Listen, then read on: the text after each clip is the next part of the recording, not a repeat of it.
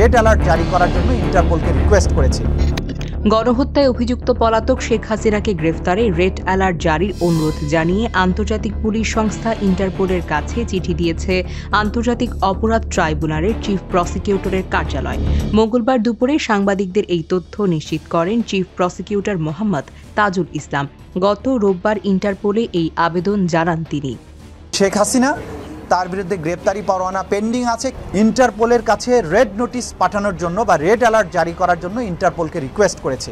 Interpol যাতে তাকে গ্রেপ্তার করার ব্যবস্থা নেয় এবং অন্তত তার ব্যাপারে রেড অ্যালার্ট জারি করে, সেই ব্যাপারে আমরা রিকোয়েস্ট পাঠিয়েছি। চিফ প্রসিকিউটর বলেন, শেখ হাসিনা যেহেতু মানবতা বিরোধী অপরাধে অভিযুক্ত, তার বিরুদ্ধে গ্রেফতারি পরোয়ানা পেন্ডিং আছে। তবে সে পলাতক থাকায় বিষয়টি বাংলাদেশের জুরিসডিকশনের বাহিরে চলে গেছে, যার কারণে ইন্টারপোলের শরণাপন্ন হতে হচ্ছে। তাকে গ্রেফতারে অন্তত রেড অ্যালার্ট যেন জারি করা হয়, সেই ব্যাপারে আমরা অনুরোধ পাঠাচ্ছি। আন্তর্জাতিক অপরাধ ট্রাইব্যুনালের কাছে আজকে দুটি আবেদন তুলে ধরেন চিফ প্রসিকিউটর। তার একটি আবেদনের পরিপ্রেক্ষিতে আদালত যাত্রাবাড়ী থানার ওসি জাকির হোসেন সহ 4 পুলিশ কর্মকর্তার বিরুদ্ধে গ্রেফতারি পরোয়ানা জারি করেন।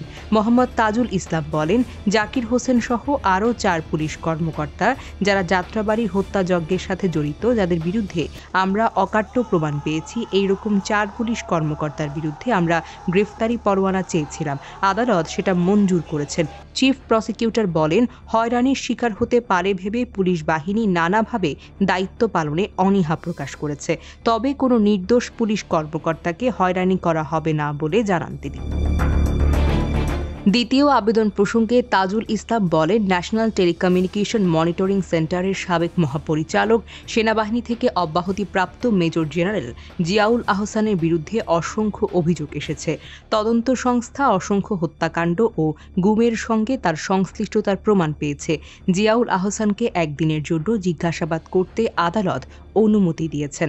এর আগে অন্তর্বর্তীকালীন সরকারের আইন উপদেষ্টা ডক্টর আসিফ নজরুল জানান, আন্তর্জাতিক অপরাধ ট্রাইব্যুনালে দায়ের করা জুলাই-আগস্ট গণহত্যা মামলার আসামি শেখ হাসিনা সহ সব পলাতক আসামিদের ফিরিয়ে আনতে সব ধরনের পদক্ষেপ নেবে সরকার। ডেস্ক রিপোর্ট, অনুসন্ধান নিউজ।